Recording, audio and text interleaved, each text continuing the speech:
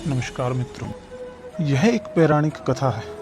कुबेर तीनों लोकों में सबसे धनी थे। एक दिन उन्होंने सोचा कि हमारे पास इतनी संपत्ति है, लेकिन कम ही लोगों को इसकी जानकारी है। इसलिए उन्होंने अपनी संपत्ति का प्रदर्शन करने के लिए एक भव्य भोज का आयोजन करने की बात सोची।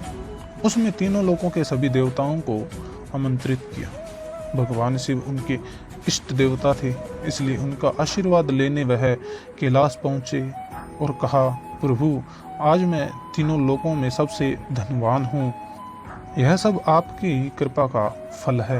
अपने निवास पर एक भोज का आयोजन करने जा रहा हूँ। कृपया आप परिवार सहित भोज में पधारने की कृपा करें। भगवान शिव कुबेर के मन का अहंकार जान गए। बोले, वत्स, मैं बूढ़ा हो चला हूँ, कहीं बाहर नहीं जा सकता। कुबेर गिड़गिड़ाने लगे, भगवान, आपके बगैर तो मेरा सारा आयोजन बेकार चला जाएगा। तब शिव जी ने कहा, एक उपाय है। मैं अपने छोटे बेटे गणपति को तुम्हारे भोज में जाने को कह दूंगा। कुबेर संतुष्ट होकर लौट आए। नियत समय पर कुबेर ने भव्य भोज का आयोजन किया। तीनों लोकों के देवता पहुंच चुके थे। अंत में गणपति आए और आते ही कहा, मुझको बहुत तेज भूख लगी है, भोजन कहाँ है? कुबेर उन्हें भोजन से सजे कमरे में ले गए। सोने की थाली में भोजन परोसा गया।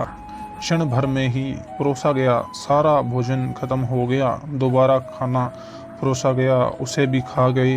बार बार खाना परोसा जाता और वह क्षण भर में गणेश जी उसे चट कर जाते। थोड़ी ही देर में हजारों लोगों के लिए बना भोजन खत्म हो गया, लेकिन गणपति का पेट नहीं भरा। वे रसोई घर में पहुंचे और वहां रखा सारा कच्चा सामान भी खा गए, तब भी भूख नहीं मिटी। जब सब कुछ खत्म हो गया तो गणपति ने कुबेर से कहा, जब तुम्हारे पास मुझको खिलाने के लिए कुछ था ही नहीं तो तुमने मुझे न्योता क्यों दिया? कुबेर का अहंकार चूर चूर हो गया। इसलिए मित्रों, कभी भी अहंकार नहीं करना चाहिए।